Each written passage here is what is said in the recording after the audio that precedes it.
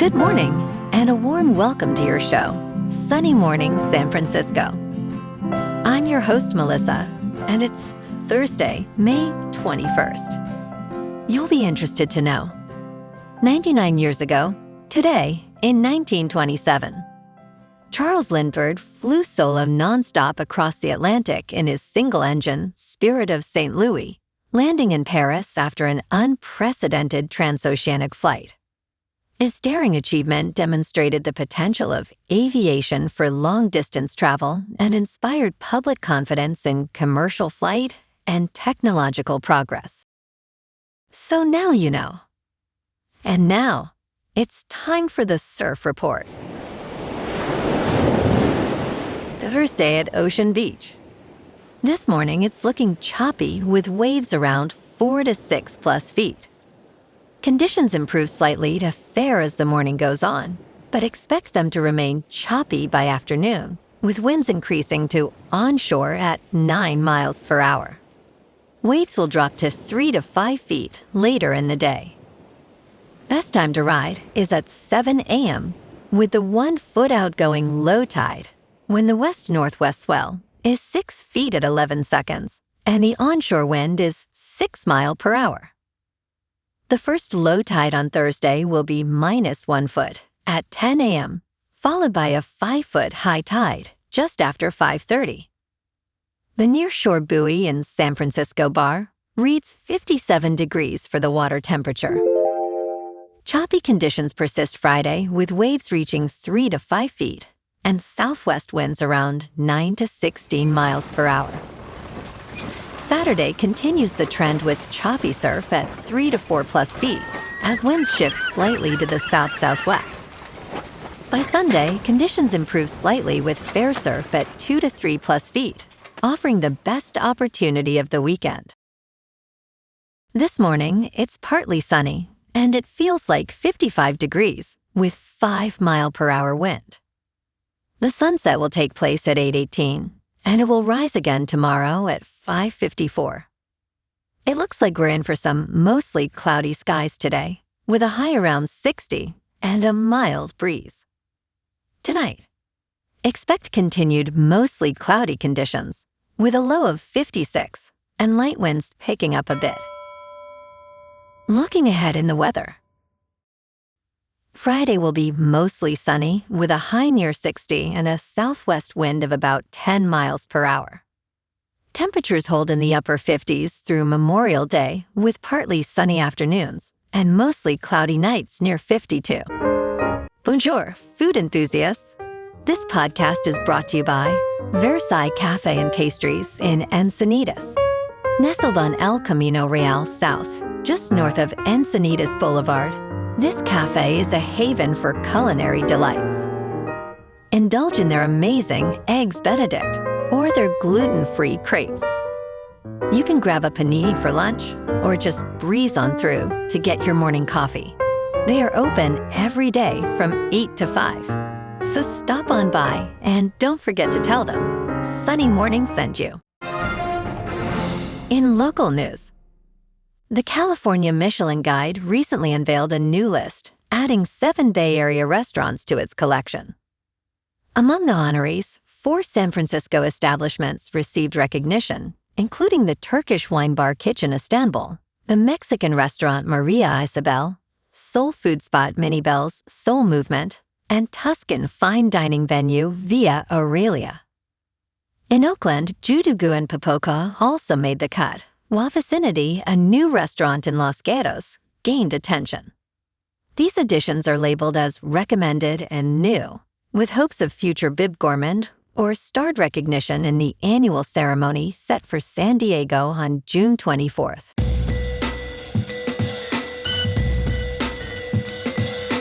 Now on to sports. LeBron James is reportedly unlikely to accept a minimum salary, which affects some suitors more than others. Even at 41 years old, James will command a significant salary, potentially eliminating several teams from contention. The idea of LeBron James playing for a minimum salary seemed like a fantasy for most of his career.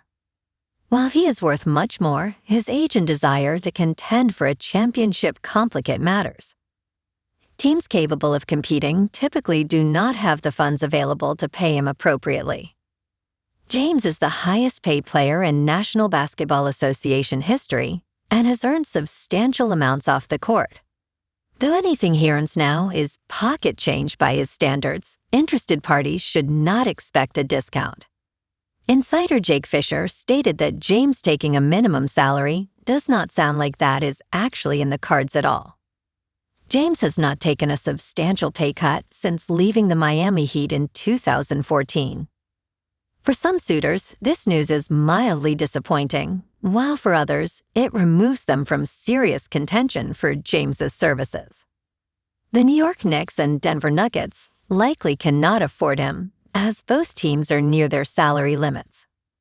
The Golden State Warriors and Cleveland Cavaliers have challenging paths to securing him, exploring sign-and-trade options to create salary space.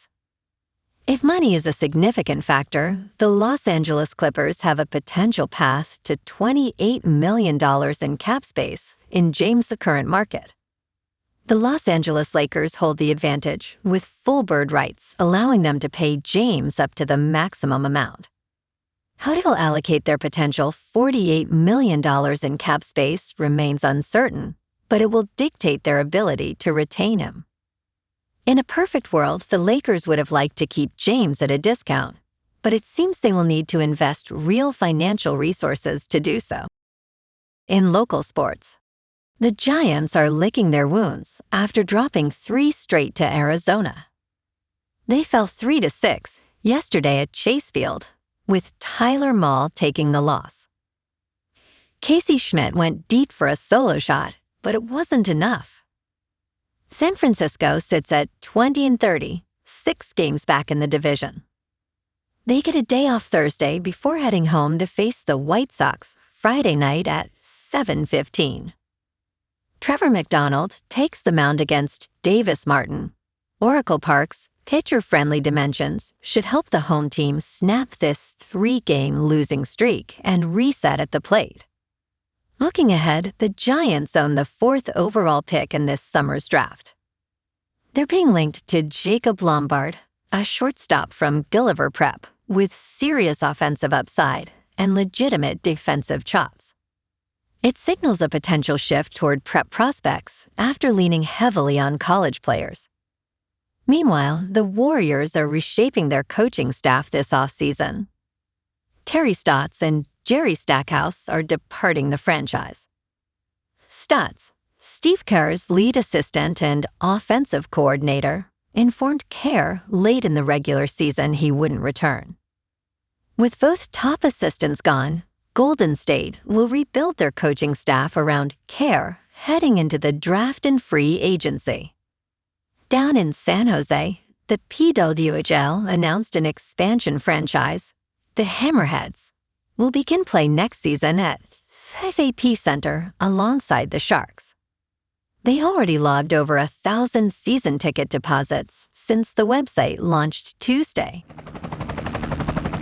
In top news, Elon Musk-led SpaceX has filed publicly for a stock listing amid its ambitions in artificial intelligence.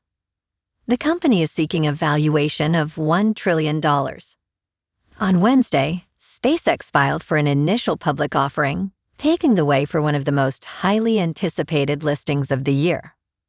This move would subject the privately held company to new scrutiny from public investors and regulators. Founded in 2002, SpaceX builds and operates spacecraft, including thousands of satellites for its Starlink internet service. Musk confirmed SpaceX's IPO plans for 2026 and its pursuit of a $1 trillion valuation on his social platform X. In business news, Vox's sale marks the end of an era for a once booming form of digital media. Here's how it all came undone. Companies like BuzzFeed, Vice, and Vox were once valued at billions of dollars, but shifting audiences and declines in advertising have sent their values plummeting. For digital media companies that relied on social media buzz and venture capital hype, the rise was rapid, and the fall just as swift. 10 years ago, companies like Vox Media, BuzzFeed, and Vice attracted major investment with valuations topping $1 billion, placing them in a rarefied space in an industry where fortunes were largely declining. In crypto movement, Bitcoin is up 1% to $78,000. Ethereum is up 1% to just over $2,000. And XRP is up 1% to $1.38. Moving on to a more local vibe. In our community spotlight on health and wellness, we are working with a national Pilates studio to bring you some free classes, so listen up. Check out Club Pilates, with several locations in the San Diego area. Pilates presents a comprehensive wellness approach, cultivating strength, reducing tension, and elevating mental well-being. Scientific research affirms its benefits. So now you can check out Club Pilates for a free class, with locations in Encinitas, Solana Beach, Oceanside, La Jolla, and more. Just be sure to tell them Sunny Morning sent you by. And now, back to the show. Let's talk tech. Anthropic has announced that it is set to achieve its first profitable quarter, with plans to more than double revenue to around $10.9 billion in its second quarter. The company is expected to deliver an operating profit for the first time, according to the Wall Street Journal. This significant milestone puts it in a favorable position against its chief competitor, OpenAI. However, profitability may not be sustained throughout the year due to substantial compute costs. The startup has gained popularity, particularly with its chatbot, Claude, and is diversifying its customer base. This announcement coincides with news of OpenAI's potential initial public offering. And in entertainment news, Jeff Probst accidentally revealed the winner and loser of the Survivor 50 fire-making competition, which determines who makes it to the final three before the segment aired. During Wednesday night's finale, Aubrey Bracco won the final immunity challenge and chose to send Riza Vlahovic and Jonathan Young to the fire-making competition. After CBS aired footage of her decision, the episode mistakenly cut to Jeff Probst on stage in front of a live studio audience in Los Angeles. Probst announced that Vlahovic was the last member of the season 50 jury, noticing the confused reactions from the audience. Siri Fields, a fan-favorite contestant, awkwardly reminded him that fire-making had not been shown before the commercial break. Probst humorously addressed the mishap, saying, "I love live television." Well, alrighty folks, it's time for the quote of the day. And today, our quote comes from the American aviator and author, Anne Morrow Lindbergh. And she said, "To fly as fast as thought, to anywhere that is not a dream, but a possibility, for aviation has shown us that the sky is not the limit." And that's a wrap for this morning. You can check out our Instagram, YouTube, and TikTok for some captivating aerial videos with local news and the surf reports. Have an amazing day, my good friends. We'll see you tomorrow with another episode of Sunny Morning San Francisco.